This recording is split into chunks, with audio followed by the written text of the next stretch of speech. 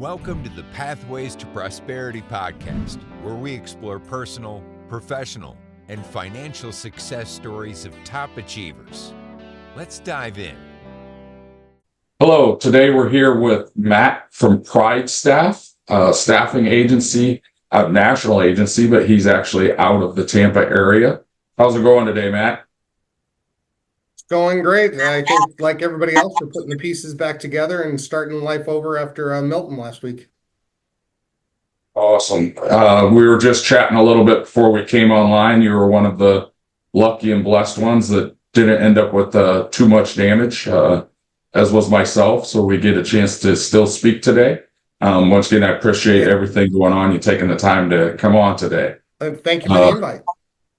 Absolutely. So, Matt, can you give us a quick snapshot of your business right now? What you do, what your company does? Sure. Pride Staff's a franchise national staffing firm. It's headquartered out of Fresno, California. My wife and I own the two franchise locations. Well, there's three in the Tampa Bay area. We own two of them, one in Tampa near the Veterans, and then the one that I'm sitting in right now, which is in Clearwater off Belcher and Gulf to Bay. We do what is commonly called commercial staffing. Commercial staffing is going to be manufacturing, customer service, admin assistants, bookkeepers, that type of thing. I like to say entry level to sort of mid-level. Typically, we'll do a little bit of executive recruiting, but by and large, everything we do is temp to hire or direct hire. We don't do temporary projects or very rarely do temporary projects. What I like to say is we're an employment firm. When candidates come to us or businesses come to us, what we're looking to do is give them long-term career-minded employees that can grow. Awesome. So just for my understanding a little bit better, you guys are hiring, finding, and hiring the people for these companies, and then into hopefully permanent solutions. Correct. Awesome. Okay. Well, I own a few businesses myself, so one of the things from that side, I know there's a lot of competition in your space. What sets you apart? Maybe what comes easy to you that others find challenging? I think it goes back to the long-term position. For what we do, so many staffing firms are known for temporaries. We're just bringing in a temporary for the week. We're bringing in a temporary for a month, or I need a temporary to replace this person for this little. That's not my game. My game is the temp to hire to direct hire. What I'm trying to do is help that business owner who's trying to take their business to the next level and needs that key person to come in, whether it's to run a machine or whether it's to be their executive assistant, whatever it is that helps them move the company to the next level. That's where I want to be. So for what we do, I don't deal in mass placements generally. I am much more individual placements, much more boutique in what we do, because I want to be somewhere where the business looks back and goes, they came from Pride Staff. I need to call them again because my business just went from this level to that level. And it could be efficiency. It could be in finance. It could, it all depends on what is important to that owner. But one thing we know that we deal with in the small business space is so many of them don't have HR staffs. They lose money when they do the hiring themselves because they're not spending time doing the stuff that they're good at. And so give it to us. We'll do it. Okay. Well, when we get off here, I definitely need to speak to you. We own a few businesses, and that would be nice to offload that side of the business for us for sure. Fair enough. Yeah. So if someone listening to us now wants to get better, a perfect example maybe from your side, wants to find a better job or different opportunities, what would be tips or suggestions that you would give to them, in order to be able to change, say, their lot in life, maybe? So this is going to be one of those weird answers because we're going to go back to COVID.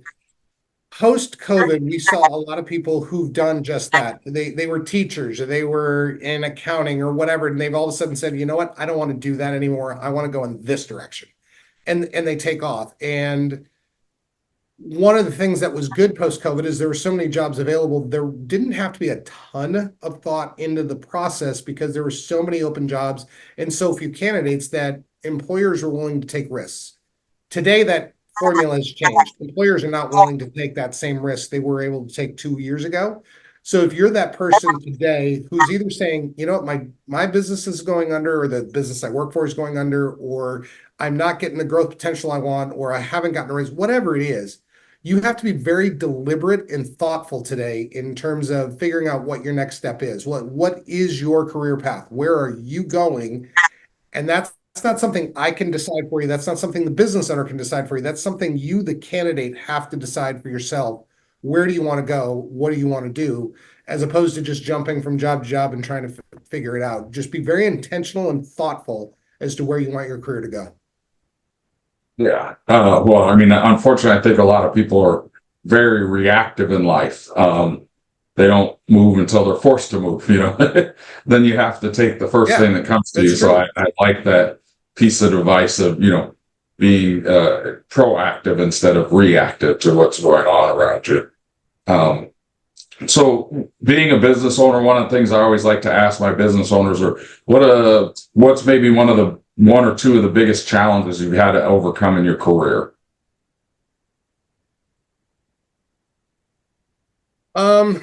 You know, for me, part of where my advice comes from in terms of being proactive is I was that person before that just sort of went, hey, that job sounds cool, let's go do it.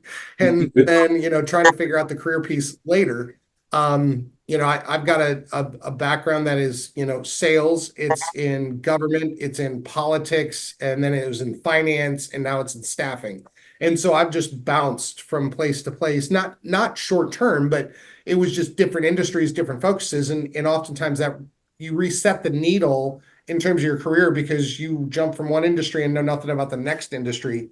So I think the biggest challenge I've had to overcome is really, you have to learn new industries every time you make that jump. And then you have to figure out how to succeed once you do that.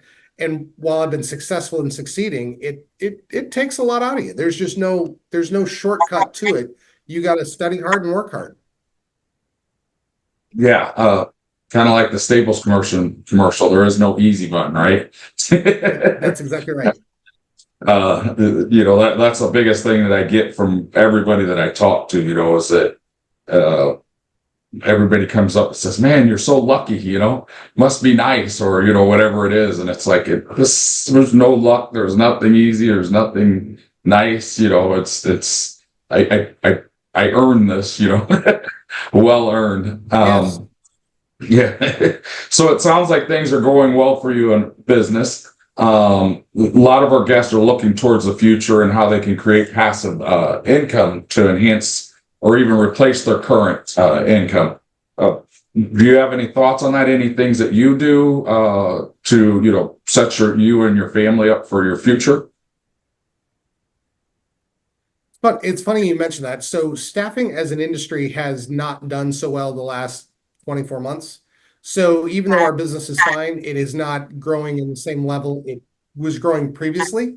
So I think one of the lessons I've learned in this last 2 years is when our business gets back to what I would consider our traditional growth pattern, I need to find passive income ways. And at the moment, we're not there yet where I'm serious about it, but that is one of the lessons I've learned as an entrepreneur, that I need to find other income sources just for safety's sake, to be blunt. I mean, my wife and I are both in this business, so all of our eggs are in one basket.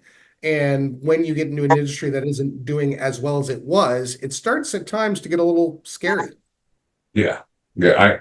I definitely understand that. I used to be a single business owner myself and have all my eggs in one basket, and you do extremely well and you get very comfortable, and all of a sudden, you know, things outside of your own control take control, and it's like, Yep, oh yeah, exactly right.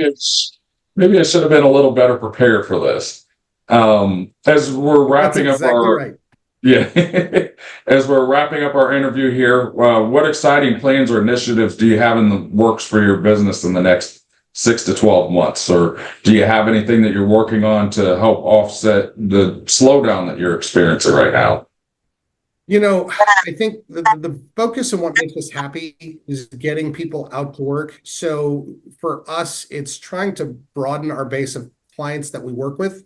We want to see more clientele that work with us, not from a standpoint where I'm a behemoth, but just in the sense of when we have more clients, we have more opportunities to put people out to work, and then we all sort of benefit from that. So I think what drives us is really how do we make Tampa Bay a better place to live? And one of the ways to do that is continue to find good jobs, good companies, and help them grow. Because when good companies and good people grow, it comes back into this community, and that makes everybody better. So I think for us, the focus is really on the business right now is expanding that client base simply because I want to see this community grow again. And especially after Milton last week, there's going to be a lot of people that are struggling, and we're going to need to find ways to try and get people back to work and businesses back up and running. Well, and that's one of the things that I do love about the smaller local businesses. The money stays local. It's not being siphoned off and sent somewhere else where it can't help our local communities. And all of my businesses are local. Maybe different markets, but they're definitely local businesses. So we take a lot of pride in that from our side as well to, create good jobs that people want to be at, and that we can keep good people at when we find them and continue to grow. So we definitely appreciate that. Excuse me. Well, Matt, thanks for your time today and sharing some insights and tips with us. People would like to connect with you. What should they do? I'm very active on LinkedIn. LinkedIn is a great place to see. I publish a monthly, or actually bi-monthly, newsletter on the employment space to sort of give businesses an idea of what's actually happening. So LinkedIn is one place that I'm very active, but you can also reach me at mbecker@pridestaff.com. Okay. Awesome. Well, I definitely appreciate you taking the time out of your day and everything that you have going on and speaking with us. And, hopefully maybe one day we could do this again in the future. And you guys have a blessed one, and we'll talk later. Thank you. Thank you for having me. Absolutely. Thank you. Thanks for listening to the Pathways to Prosperity podcast. Got a success story to share? Visit pathwaystoprosperitypodcast.com/guest and apply today.